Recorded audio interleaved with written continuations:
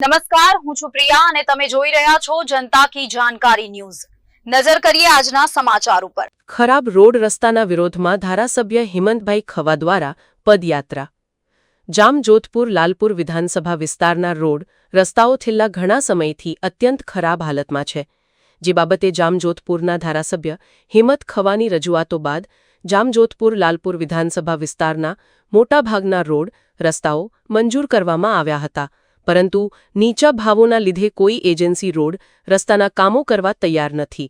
જામનગર જિલ્લામાં અનેક રોડ રસ્તાના કામોમાં અનેક વખત ટેન્ડર કરવા છતાં હજુ સુધી કોઈ કામ થયા નથી, જેને લઈ ધારાસભ્ય હિમંત ખવા દ્વારા ઈશ્વરિયા ગામથી 16 કિલોમીટરની પદયાત્રા યોજાઈ હતી। ધારાસભ્યની આગેવાનીમાં યોજાયેલા પદયાત્રામાં ગ્રામજનો વિશાળ સંખ્યામાં જોડાયા હતા। ધારાસભ્યએ જણાવ્યું હતું કે જામનગર જિલ્લાના 55 જેટલા રસ્તાઓના ટેન્ડરો કોઈ એજન્સીઓ લેવા તૈયાર નથી। આ અંગે ધારાસભ્યએ 4 વખત મુખ્યમંત્રીને રજૂઆત કરી છે, છતાં પણ 21 મહિનાથી આ અંગે કોઈ નિરાકરણ કરાયું નથી। ઈશ્વરિયા ગામેથી શરૂ થયેલી આ પદયાત્રા હોથીજી ખડબા ગામે પહોંચતા વિદ્યાર્થીઓ પણ આ પદયાત્રામાં જોડાયા હતા અને રોડ રસ્તા બાબતે મુખ્યમંત્રીને પત્ર લખ્યા હતા। રિપોર્ટર પ્રવીણ ચાવડા, જામનગર। આજે ઈશ્વરિયાથી જામજોધપુર સુધી પદયાત્રા યોજવામાં આવી।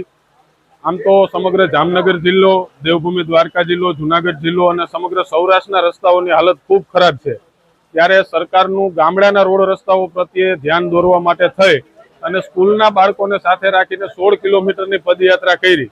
આ અંગે વારંવાર મુખ્યમંત્રીશ્રીને રૂબરૂ મળ્યા છીએ, અનેક વખત વિધાનસભાના ફ્લોર ઉપર પણ રજૂઆતો કરી છે, છતાં પણ રસ્તાઓ રિપેરિંગ અંગે કે નવા બનાવવા અંગે કોઈ યોગ્ય નિર્ણય નથી થતો। ત્યારે આજે અમે મામલતદાર કચેરીને તાળાબંધી કરવાનો કાર્યક્રમ આપ્યો હતો। આગામી 1 મહિનાની અંદર જો આ રસ્તાનું કામ ચાલુ કરવામાં નહીં આવે તો કાર્યપાલક ઇજનેરશ્રીનું બાંધકામ વિભાગ વાળાનું કાળું મોઢું કરવામાં આવશે।